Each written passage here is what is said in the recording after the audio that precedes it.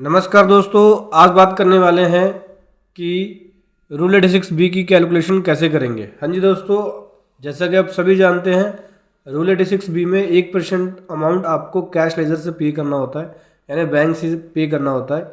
ITC से use करके पे नहीं कर सकते पूरा अमाउंट। कौन से केस में? जब आपकी सेल मंथली 50 लाख से क्रॉस हो जाए तो। अगर आप ऐसा नहीं करेंगे तो आपको नोटिस आएगा। जैसे कि आपने पुरानी वीडियो में मेरी देखा होगा कि कई बार बहुत सारे नोटिस इशू किए जा रहे हैं डिपार्टमेंट के द्वारा, जिनकी 50 लाख से ऊपर हो गई सेल और वो कैश लेजर से अमाउंट पे नहीं करते। ऐसे में आपको कैलकुलेशन करनी पड़ेगी कि क्या आप जो सेल दिखा रहे हैं वो 1% से क्रॉस हो रहा है या नहीं हो रहा है। जो आप मंथली सेल दिखा रहे हैं, कैश में कितना पे कर रहे हैं, क्रेडिट में कितना पे कर रहे हैं, कैश का कितना % आप पे कर रहे हैं।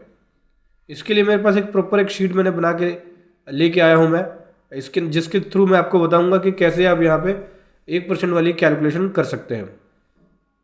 ठीक है, तो नोटिस आने से पहले ही आप कैलकुलेट करके डिपॉजिट करा सकते हैं, जिससे आप नोटिस से बच सकते हैं।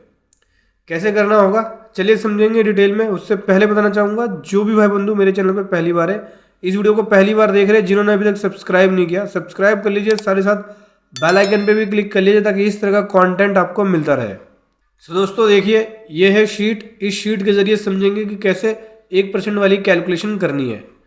तो ये आ गया मंथ वाइज हमने यहाँ पे डिटेल लिख ली। Outward supply month wise outward supply है। रूल 86B किस पे एप्लीकेबल नहीं होता? एक्सपोर्ट की सप्लाई पे और एग्जाम सप्लाई पे एप्लीकेबल नहीं होता। तो आउटवर्ड सप्लाई कौन सी आएगी? अदर देन जीरो रेटेड और एग्जाम सप्लाई। जो 3B के अंदर आपने रिपोर्ट किया है सप्लाई, वो सप्लाई लिख लेंगे मंथली। ठीक है, उसके बाद टैक्स, जो उसके ऊपर टैक्स आप पे कर रहे हो, वो इस सप्लाई के ऊपर जो टैक्स पे कर रहे हो वो यहाँ लिखेंगे। देन उसके बाद टैक्स जो पे किया क्रेडिट में, यानी आईटीसी का यूज़ करके जो टैक्स पे किया वो यहाँ लिखेंगे।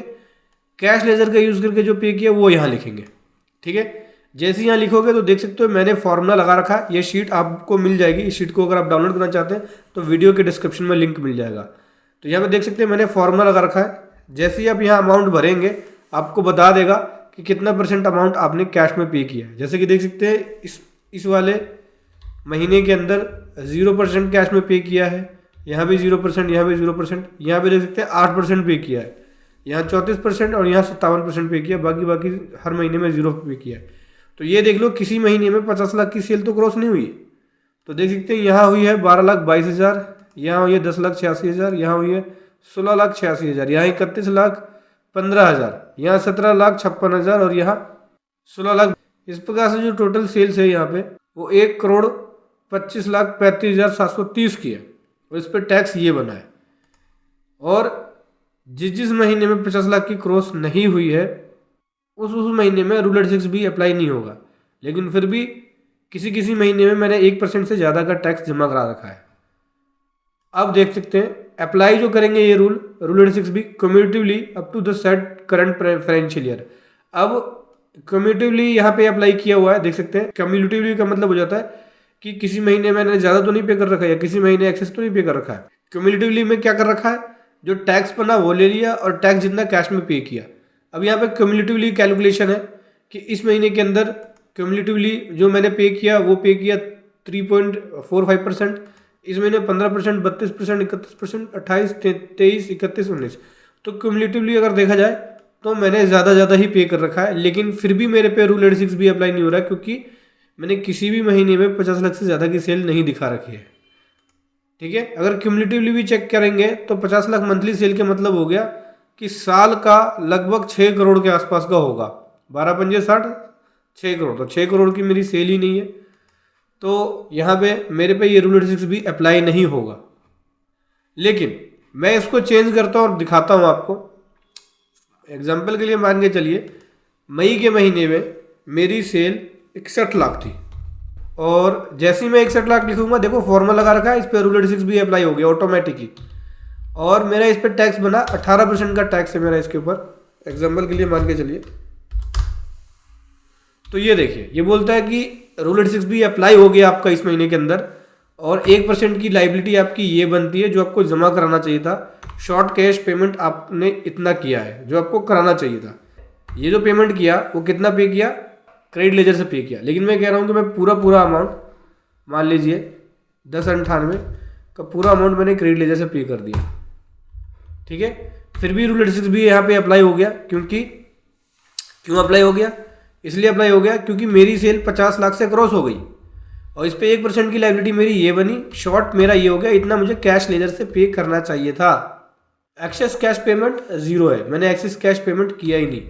और अगर मान लीजिए कि 1098 है तो 1098 से 98,000 समथिंग का अगर मैंने कैश पे किया होता, बाकी का जो बैलेंस है 10 लाख,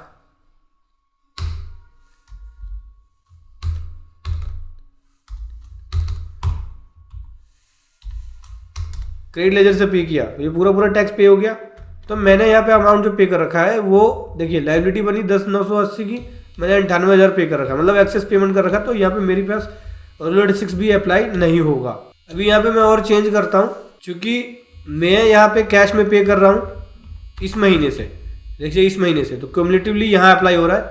तो मैं इस महीने के अंदर वैल्यूज़ नहीं रिपोर्ट कर रहा, मैं जिस महीने से कैश पे कर रहा हूँ उस महीने में, फॉर एग्जांपल के लिए मान के चलिए कि मेरी यहाँ पे जो सेल्स है वो नवंबर महीने के अंदर 50 लाख से क्रॉस हो गई, मान लीजिए 71 लाख की सेल हो गई 3, ठीक है, और इसके ऊपर मेरा जो टैक्स बना वो 18% का बना। तो देखिए शॉर्ट पेमेंट कितनी हुई मेरी कैश में, शॉर्ट पेमेंट हुई 12,780, शॉर्ट इतना मेरी लायबिलिटी बनी 1%, क्योंकि रूल 86 भी अप्लाई हो जाएगा जैसे 50 लाख से क्रॉस हो गया, तो मेरी शॉर्ट पेमेंट हुई 12,780। मैंने कैश कितना पे कर रखा, मेरी लायबिलिटी बनी 1%, 12,780, तो कितना कैश पे करना था मेरे को, 12,780 पे करना था, लेकिन ऑलरेडी मैं कैश डिपॉजिट कराते आ रहा हूँ पिछले महीने से। तो यहाँ पे अगर क्यूमुलेटिवली देखा जाए तो क्यूमुलेटिवली यहाँ पे मेरे पे अप्लाई नहीं होगा। क्यों नहीं होगा? क्योंकि ऑलरेडी मैं पे करता आ रहा हूँ। अब यहीं पे मान के चलिए कि अगर मैंने कैश से कुछ भी जमा नहीं कराया होता, जैसे ये नहीं जमा कराया होता, ये नहीं कराया होता या ये नहीं कराया होता, तो यहाँ पे लायबिलिटी आ जाती। और अगर मान लीजिए अगर मैंने पहले पिछले महीने में यानी अक्टूबर मंथ के अंदर मैंने यहाँ पे लगभग मान के चलिए मेरे पे अप्लाई नहीं हुआ, लेकिन फिर भी मैंने 5,000 का कैश लेजर से जमा करा रखा है, या मैंने 15,000 जमा करा रखा है पिछले महीने में ही, या मान के चलिए मैं 25,000 जमा करा रखा है पिछले महीने में ही, तो क्या होगा? मान के चलिए 25,000 मैंने पिछले महीने में जमा करा रखा है, तो क्या होगा समझना, मैंने 6.68% जमा करा दिया है। तो मैं ये बोलूँगा कि भाई मेरी 1% तो लायबिलिटी ये बनती है 12,780, लेकिन मैंने 25,000 पिछले महीने में जमा करा रखा है, यानी नवंबर का भी मैंने पिछले अक्टूबर में एक्सेस पे कर रखा है, 1% से ज़्यादा पे कर रखा है, तो 6.68% जमा करा रखा है। तो क्यूमुलेटिवली अगर अप्लाई किया जाएगा तो उसके अकॉर्डिंग जब नवंबर आएगा तो नवंबर में 1% से ज़्यादा पहले ही पे है, तो उस केस में क्या होगा? उस केस में मेरे पे ये वाला एप्लीकेबल रूल नहीं होगा। अगर क्यूमुलेटिवली अप्लाई करेंगे तो मंथली अप्लाई करेंगे तो एप्लीकेबल होगा, लेकिन क्यूमुलेटिवली अप्लाई नहीं होगा, क्योंकि क्यूमुलेटिवली मैं ऑलरेडी जमा करा चुका हूँ, जो कि 1% से ज़्यादा है, देख सकते हैं, यानी 6.68% में ये बोल सकता हूँ मैंने प्रीवियस मंथ में 6.68% जमा करा रखा है, जो कि 1% से ज़्यादा है। अगर आप क्यूमुलेटिवली लगाते हैं तो क्यूमुलेटिवली 2.73% बनता है, नवंबर आते आते 1.14% बनता है। ये फॉर्मूला है, देख सकते हैं, फॉर्मूला मैंने सेट कर रखा है, इस फॉर्मूले के अकॉर्डिंग ही आपका यहाँ पे ये परसेंटेज बताएगा। ठीक है, तो इस शीट को आप यूज़ कर सकते हो और चेक कर सकते हो कि कब मेरी लायबिलिटी बनी, क्यूमुलेटिवली अप्लाई करने पे कितना मेरा बनता है लायबिलिटी, रूल 86B में मुझे पे करना है या नहीं करना है। ये एक बहुत अच्छी शीट है जिससे आप इजीली चेक कर सकते हैं। रूल 86B के अकॉर्डिंग आप यहाँ पे कैलकुलेशन करके और नोटिस आने से पहले ही अपनी 3B में टैक्स जमा करा सकते हैं। वीडियो को लगी दोस्तों जरूर बताएं। Thank you so much. जय हिंद, वंदे मातरम।